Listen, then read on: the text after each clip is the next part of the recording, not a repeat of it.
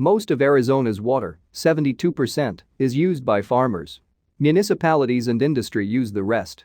Arizona has also spent the past 25 years storing about 3 trillion gallons in a network of water banks, a supply big enough, the state says, to serve Phoenix for 30 years. Part of that supply was created through artificial above-ground pools that gradually seep through the soil and recharge subterranean aquifers. But Arizona's regulatory apparatus isn't airtight. Some landowners and farmers aren't bound by its rules and can pump groundwater at will.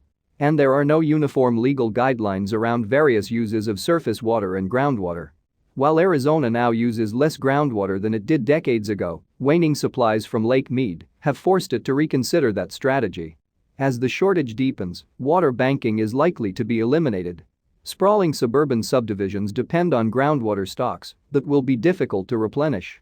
The prospect of aggressively tapping other groundwater supplies in rural areas to make up the difference has sparked a heated debate about environmental impacts and basic fairness.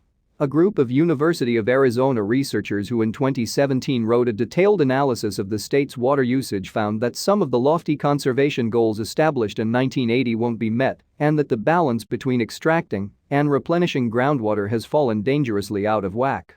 In March, Intel announced that it will spend $20 billion building its 2 new semiconductor plants in Arizona. TSMC, which has been scrambling to secure water amid a drought in Taiwan, has already broken ground on its Arizona plant, which is said to cost as much as $35 billion. This spending is part of a larger manufacturing renaissance in Arizona, built on the strategic advantages, talented workers and lower operating costs the state offers certain businesses. Chipmakers also need to build their factories as far as possible from seismic activity because even slight rumblings can upend production runs. Earthquakes occur less frequently in Arizona than they do in nearby states such as California. But a chip fab, depending on its size, can use 2 million to 9 million gallons of water a day to produce a smaller amount of the ultra-pure water it needs to clean components. TSMC has said it recycles 87% of the water it uses. Intel says its goal is a recycling program that generates net positive water use in Arizona. It has funded 15 water restoration projects for the state that it says will potentially restore 937 million gallons annually. Neighboring Nevada has also spent decades preparing for water shortages, and the crisis at Lake Mead will affect it less in the near term. Although Las Vegas is one of the country's fastest warming cities, the Southern Nevada Water Authority says its customers conserve enough annually that the state can readily absorb shortages. From 2002 to 2020, the Las Vegas Valley reduced its per capita water use by 47%. Nevada has longstanding water restrictions in place and is planning to ban ornamental grasses. Indoor wastewater is recycled, and the state offers companies financial incentives to find innovative ways to conserve water. Developers were ordered decades ago to build only water-efficient homes.